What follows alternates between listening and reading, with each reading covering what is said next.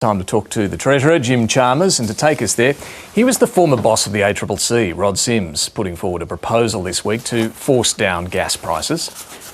What I'm urging the government to do is sit down with the gas companies and get them to divert enough gas to get the price below $10 with the threat of export controls, which I don't think will be needed, because I think once they understand the threat is real, they will act. Jim Chalmers, welcome to the program. Thanks very much, David. So Rod Sims has suggested government requiring the gas companies to take the gas that they provide make available on the spot market and require that to be made available domestically. Is that a good idea? Well, obviously we take very seriously the views of people like Rod Sims, who've got a long record in this area, and we've empowered the organisation that he headed, the ACCC, now under Gina Cass-Gottlieb, to advise us not just on the monitoring of the market, but on some of the steps that we might be able to take from here. You know, we obviously acknowledge that very high gas prices are putting extreme pressure on Australians and on Australian industry. We've already, through Minister Madeleine King, taken steps to expand supply, and that's important. And we said that we need to build on that. We've got big investments in transmission. We've got energy efficiency grants for small business. Minister Chris Bowen is working closely with his state colleagues.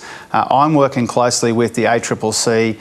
We have acknowledged for a little while now that there's more work to do. Our focus, I think, as David Crowe just said from the couch, is on the regulatory side in the first instance. We are contemplating the kinds of steps that perhaps governments wouldn't have contemplated a year or two ago, and I think that's important.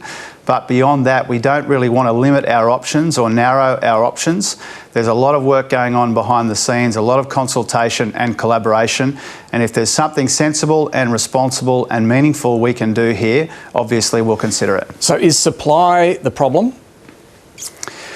Well, supply is part of the problem, and that's why the heads of agreement is important, that Madeleine King was able to sign with the gas companies. But clearly, we need to go beyond that. There's a code of conduct that applies to this industry, and we've said that we will work to make that code of conduct mandatory, and we'll make it more focused on meaningful offers, and that means going beyond supply and considering issues like price. But I just want to be clear on that. Is the heads of agreement Madeleine King struck, does that fix the supply issue, or you still want more supply?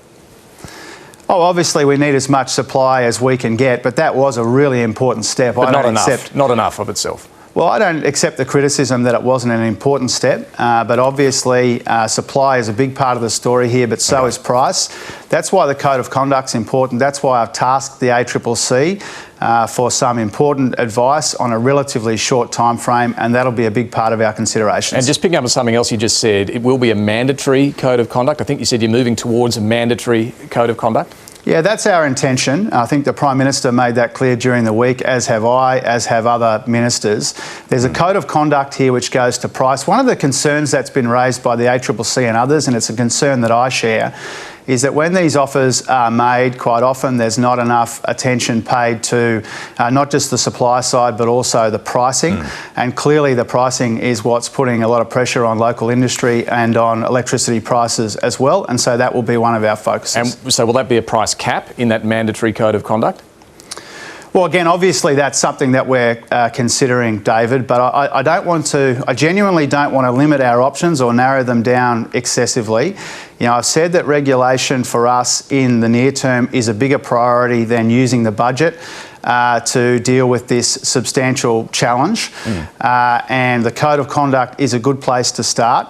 If there are other ways that we can do this responsibly, which takes into consideration our international partners, the contracts that have been signed, and a whole bunch of other competing pressures, then we are prepared to do that. But if you think about this, and I think David Crowe from the couch was making a similar point, and others, Patricia, is that you can go down the path of tax, you can go down the path of direct support to households, We don't want to rule out those kinds of options, but our immediate focus is on the regulatory side. I don't think it's meaningful, I don't think it's helpful for the Treasurer to engage in a kind of running commentary of our options, because there's a lot of market sensitivity here too. Understand that, but people are worried, business are worried, people are hoping to see some solutions to this problem. Can you tell us how quickly you're going to move on this? When can we expect to see your solutions? Well, we're making progress every day, David. You know, we're working quite hard on this challenge, not just since the budget, but before it as well. And I ran through some of the steps we've already taken.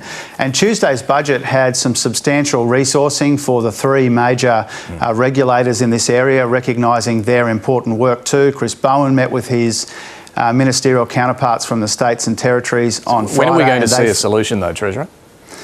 Well, I'm not going to give you a date today, David, but I can indicate to your viewers that it's obviously a high priority for us. It is a bigger and bigger part of the inflation challenge that we confront more broadly, and the government will work as hard as we can to get an outcome here as soon as we can. So the other question I have on this, we saw in the budget the forecast for increasing prices. When, under your plans, will energy prices start to come down?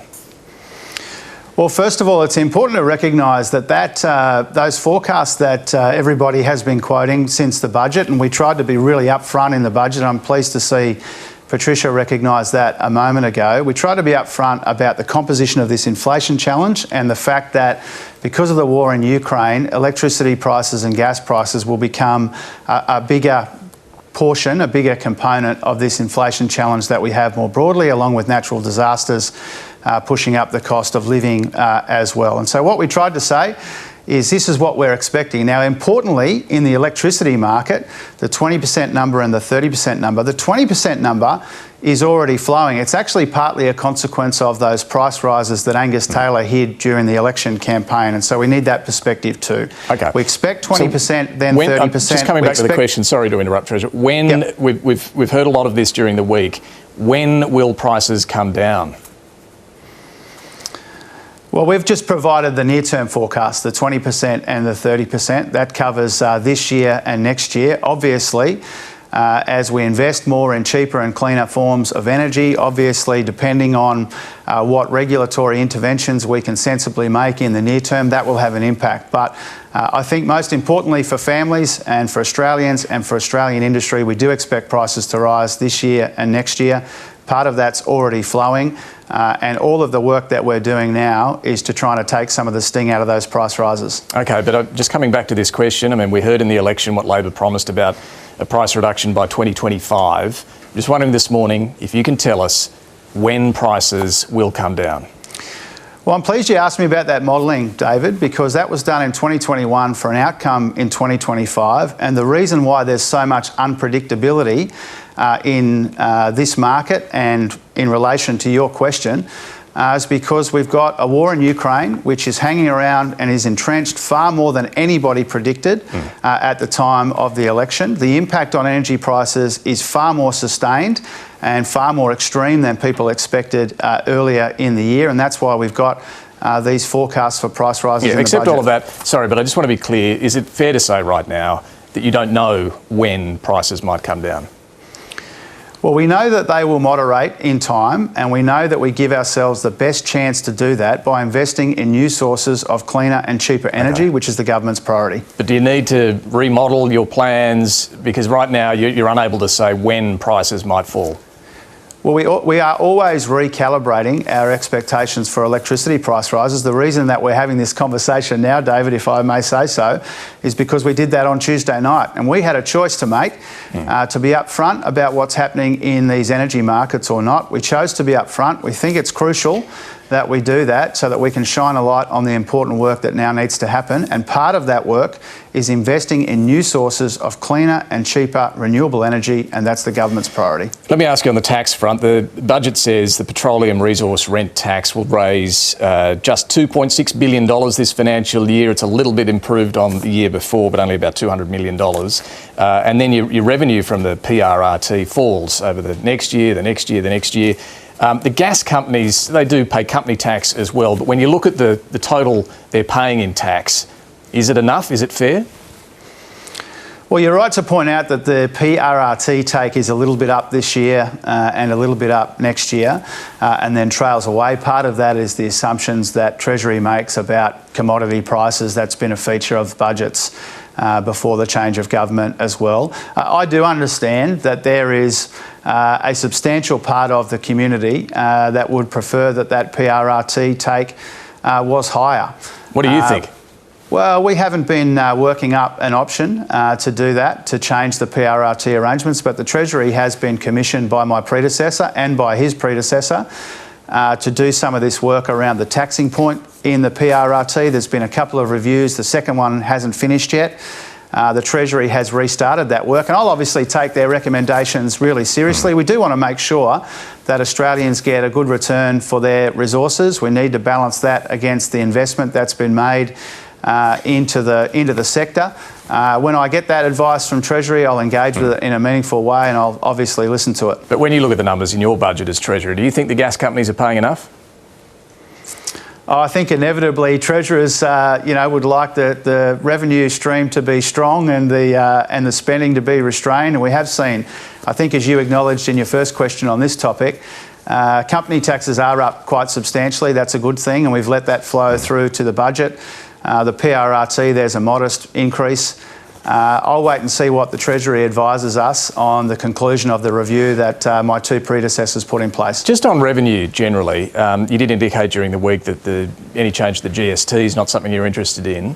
What about other taxes like negative gearing, capital gains tax, franking credits? Are you going to take a fresh look at those, or are you still scarred from the 2019 experience?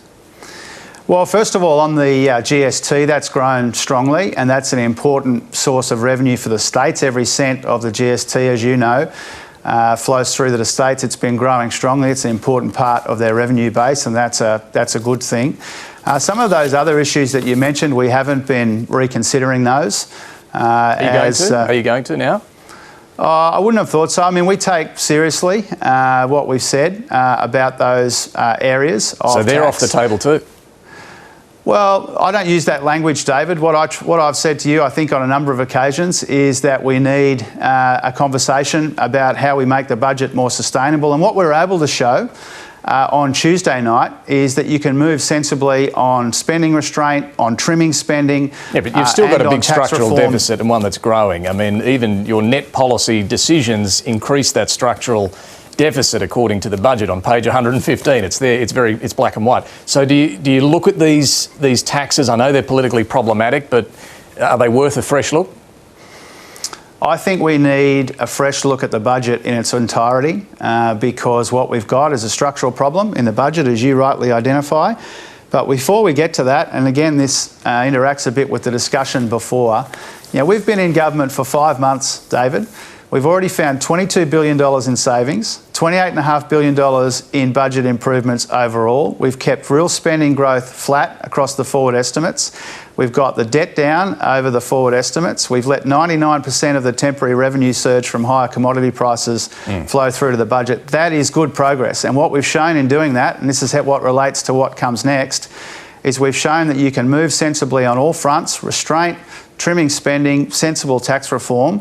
You can make the budget more sustainable, and that will be the task of the 2 or 3 budgets remaining in this parliamentary term as well. Your budget forecast, the NDIS, will cost around $100 billion a year in 10 years' time.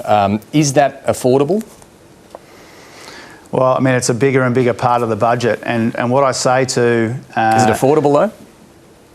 Well, we need to make sure we're getting value for money in the first instance. Yeah, the cost of it is growing quite fast, as you rightly identified. It's not the fastest growing area of spending in the budget. That is the cost of servicing the debt, but it is growing substantially. And the reason why Minister Bill Shorten has got this important review of the NDIS in place, or one of the reasons, is we need to work out how do we maintain a focus on Australians with a disability and their families? How do we put them front and centre? And at the same time make sure that spending on the NDIS is sustainable.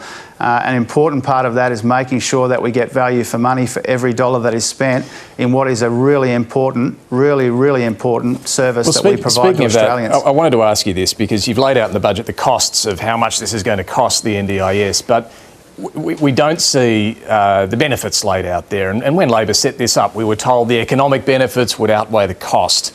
Is that still the case? Is that being measured? It is, and so the NDIA, the agency that runs the NDIS, have produced a number of stats which show the positive economic impact of the scheme. For example, I think from memory, something like there's a 29% improvement in people who are not looking for work or not in work.